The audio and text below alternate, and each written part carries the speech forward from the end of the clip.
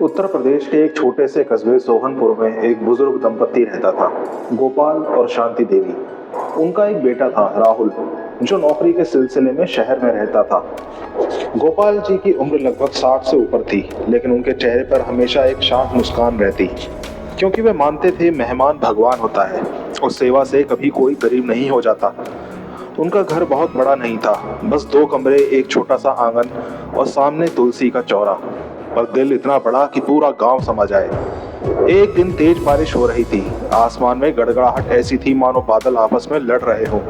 शाम ढल चुकी थी जब दरवाजे पर ठक ठक की आवाज सुनाई दी। गोपाल जी ने दरवाजा खोला तो देखा एक अनजान साधु, गीले कपड़े, हाथ में लाठी, शरीर पर कीचड़ और आंखों में थकान।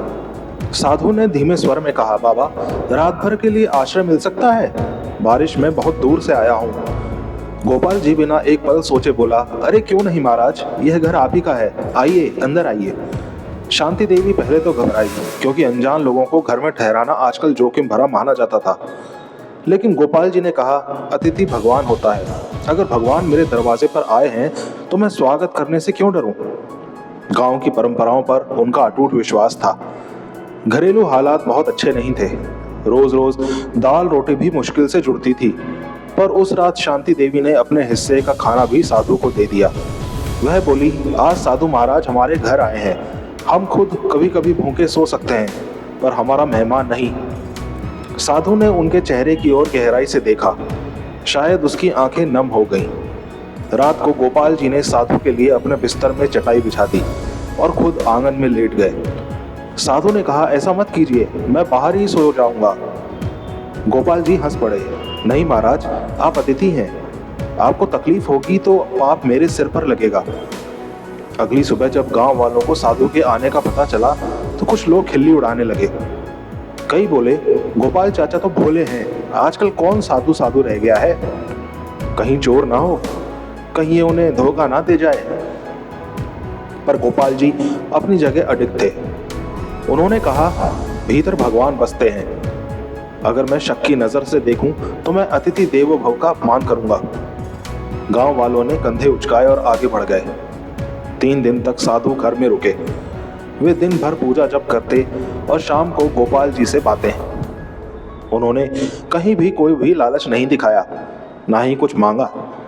तीसरे दिन जाते समय उन्होंने कहा कि आप दोनों ने मुझे अपने घर में जगह दी, खाने को दिया, सम्मान दिया, जबकि आपका अपना जीवन भी आसान नहीं है। आपकी यह सेवा व्यर्थ नहीं जाएगी।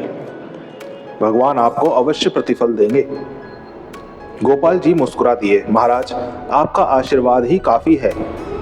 साधु चले गए और अब जीवन अपनी सामान्य गति से चलने लगा। कुछ ही दिनों बाद गोपाल जी की तबीयत बिगड़ने लगी। डॉक्टर ने कहा, इनका इलाज शहर में करवाना होगा, यहाँ हमारे पास साधन नहीं है। इलाज का खर्चा सुनकर शांति देवी के हाथ कांप गए। इतने पैसे कहाँ से आते? राहुल शहर में नौकरी करता था, पर उसकी सैलरी भी इतनी नहीं थी कि पूरी दवाई का खर्चा उठा सके। घर, आंगन, तुलसी चौरा सब बिना आवाज के रो रहा था। रात को शांति देवी भगवान के सामने हाथ जोड़कर बोली, प्रभु, हमने कभी किसी का बुरा नहीं सोचा, किसी का खाना नहीं छीना, जो भी आया उसे अपना माना। अगर हमने सच्चे मन से अतिथि की सेवा की है तो कृपा करना, गोपाल को बचा लेना। अगली सुबह दरवाजे पर फिर ठक ठक हुई। शांति देवी ने दरवाजा खोला तो देखा दरवाजे पर एक चमकदार कार और उसमें से एक सभ्य शिक्षित धनी सा दिखने वाला व्यक्ति उतरा। उसने धीरे से कहा, क्या यह गोपाल जी का घर है? जी, लेकिन आप कौन? वह मुस्कुराया, मैं आपका वही अतिथि हूं जिसे आपने बारिश वाली रात को शरण दी थी। शांति देवी अवाक रह गई, पर आप साधु थे? वह व्यक्ति बोला, जी मैं साधु नहीं था, मैं एक बहुत बड़ा उद्योगपति हूँ। उन दिनों जीवन की उलझनों से परेशान होकर मैं साधारण कपड़ों में ही निकल गया था ताकि दुनिया की सच्चाई देख सकूं। आप दोनों ने मुझे भोजन दिया, आदर दिया, यहाँ तक कि मुझे अपने बिस्तर पर सुला दिया, जबकि आप खुद तंगहाली में थे। शांति देवी की आंखों में आंसू भर आए। हम तो सिर्फ अपना कर्तव्य निभा रहे थे। वह बोला, भगवान ने मुझे आपके ऋण से मुक्त होने का मौका दिया है। मैं गोपाल जी का पूरा इलाज कराऊंगा। और आगे की जिंदगी में आपको किसी भी कमी का सामना नहीं करना पड़ेगा। गोपाल जी को कार में शहर के सबसे बड़े अस्पताल ले जाया गया। इलाज शुरू हुआ। महंगे टेस्ट, दवाइयाँ, अस्पताल के बिल सब उसी उद्योगपति ने भरे। डॉक्टर ने कहा, इनमें सुधार की उम्मीद है, थोड़ा समय लगेगा लेकिन हालत स्थिर है। कई दिनों बाद गोपाल जी की आंखें खुली। उन्होंने सामने वही व्यक्ति देखा। अरे महाराज, आप? वह मुस्कुराया। नहीं बाबा, मैं महाराज नहीं, मैं बस आपका आभारी हूँ। आपने अतिथि को भगवान मानकर जो किया वह मैं कभी नहीं भूल सकता।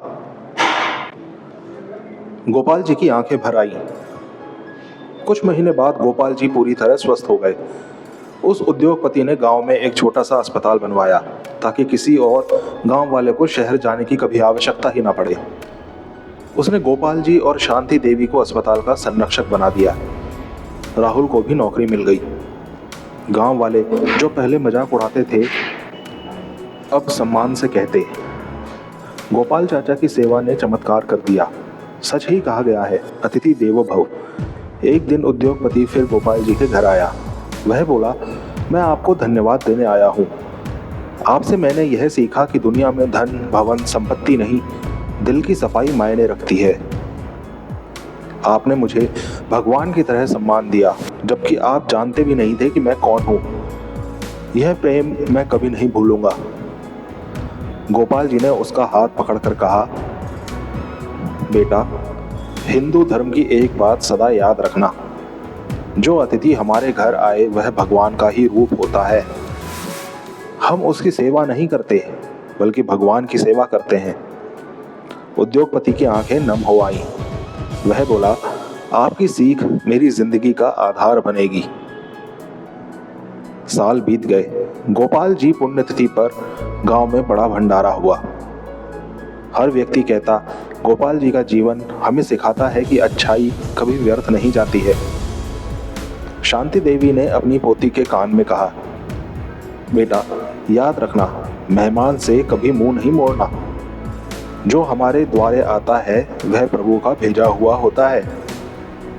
पोती ने पूछा, दादी, क्या भगवान सच में हमारे घर आते हैं? शांति देवी मुस्कुरा कर बोली, हाँ बेटा, कभी साधु बनकर, कभी गरीब बनकर, कभी दोस्त बनकर और कभी अनजान मुसाफिर बनकर। बस पहचानना हम इंसानों को ही होता है। दोस्तों, मेहमान केवल व्यक्ति नहीं होता बल्कि भगवान का ही रूप होता है। सेवा करने वाला कभी गरीब नहीं होता और जिसका दिल पवित्र हो उसे जीवन में हमेशा चमत्कार ही मिलते हैं। तो दोस्तों, मेरी ये कहानी पसंद आई हो तो लाइक शेयर करें, चैनल सब्सक्राइब करें। धन्यवाद।